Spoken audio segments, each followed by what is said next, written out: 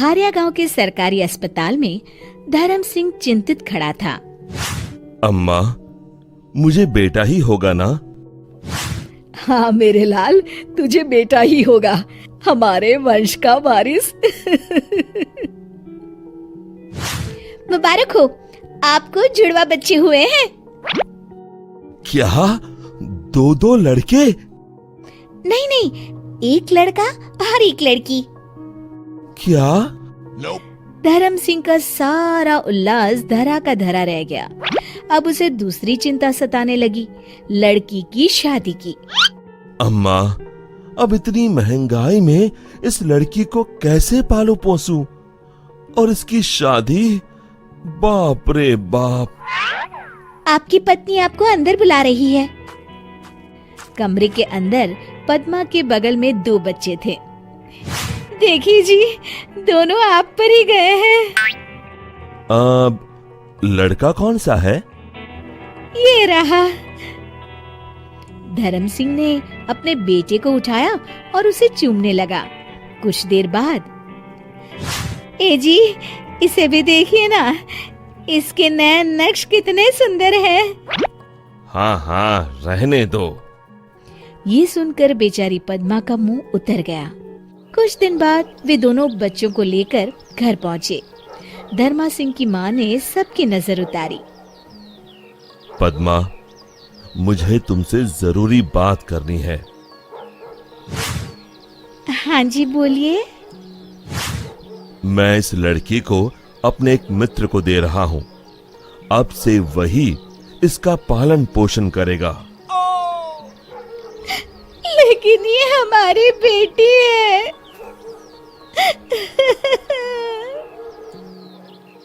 मैं जानता हूँ, लेकिन मेरी बात समझने की कोशिश करो पद्मा। इतने महंगाई के जमाने में हम 2 बच्चों को कैसे पालेंगे?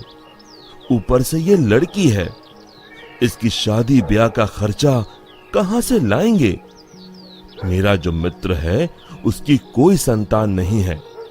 वो हमारी बेटी को बड़े लाड़ प्यार से पालेगा, हमसे भी बेहतर। आप जब इतने बड़े परिवार को पाल सकते हैं, तो क्या आप इस नन्ही की जान को नहीं पाल सकते? पद्मा, मेरी बात समझो। हमारी आर्थिक स्थिति बहुत खराब है, हम इसे नहीं पाल पाएंगे। लाओ, इसे मुझे दे दो। पद्मा अपनी बेटी को पकड़कर रोती रही और फिर धर्म सिंह के ज्यादा जिद पर उसने रोते हुए अपनी बेटी को धर्म सिंह के हवाले कर दी। धर्म सिंह ने अपनी बेटी अपने दोस्त की पत्नी को दे दी, जो बच्ची को पाकर फूले ना समाई। यह धर्म सिंह अपने बेटे को लाड़ करने लगा। धर्म सिंह अपने बेटे को चलना सिखा रहा था। ये देख पद्मा अपनी बेटी का सोचकर रोने लगी।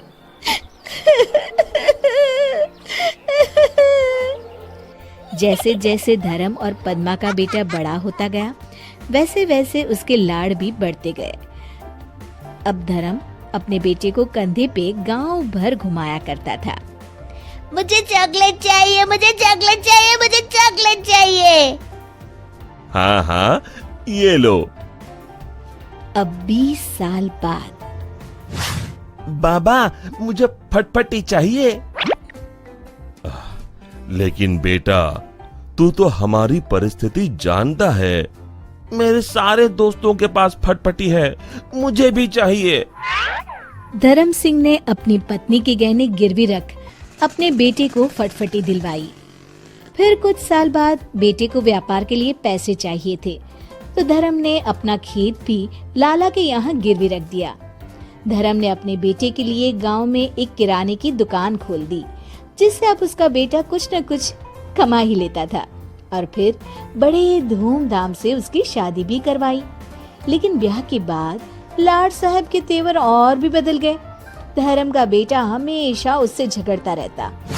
बाबा, मैंने कहा था आपसे कि मेरे ससुराल वालों को ताने मत मारा करो, लेकिन आपको कहाँ मेरी बात सुननी है।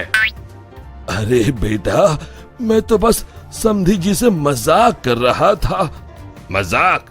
आप उन्हें ताने मार रहे थे। ऐसा कई दिनों तक चलता रहा और फिर एक दिन धर्म सिंह के बेटे ने अपने माँ बाप को उन्हीं के घर से बाहर निकाल दिया। पद्मा रोने लगी।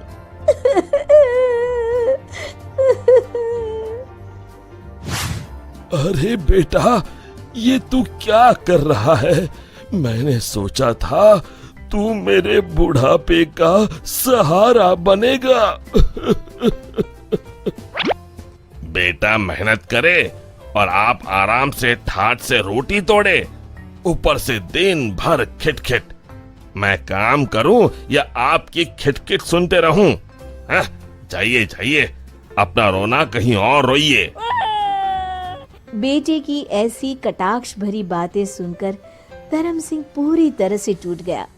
पद्मा ने उसे उठाया और वो दोनों रोते रोते वहां से चले गए। दोनों चलकर एक मंदिर के पास पहुंचे। आपने सुबह से कुछ नहीं खाया, कम से कम प्रसाद तो खा लीजिए। दोनों प्रसाद खाने के लिए प्रांगण में बैठे और वहां पर एक बूढ़ी औरत प्रसाद परोसने आई। भाई साहब, आप? धर्म ने उस औरत की ओर देखा। भाई साहब, मैं आपके दोस्त रवि की पत्नी हूँ। आपको याद होगा कि 25 साल पहले आपने अपनी बेटी मुझे दी थी। वो देखिए आपकी बेटी खुशी, आज वो एक डॉक्टर है और साथ ही साथ एक वृद्धाश्रम भी चलाती है। बड़ी ही नेक है आपकी बेटी। ये सुनकर धर्म की आंखों से आंसू बहने लगे। पद्मा ने अपनी बेटी को रोते हुए गले लगा लिया और फिर पद्मा ने उनके साथ हुई सारी घटना बताई। माँ, पापा, आप लोग मुझे वापस मिल गए, मुझे सारी दुनिया मिल गई और मुझे कुछ नहीं चाहिए। आज से आप मेरे साथ मेरे ही घर में रहेंगी। एक तरफ जहाँ धर्म सिंह के बेटे ने धर्म सिंह को घर से निकाल दिया और दूसरी तरफ उसकी बेटी ने उसे अपनाया, जिसे धर्म सिंह ने वर्षों पहले ठुकरा दिया था। शिक्षा, लड़के और लड़कियों में भेदभाव नहीं करना चाहिए, क्योंकि लड़कियां लड़कों से कम नहीं होती है।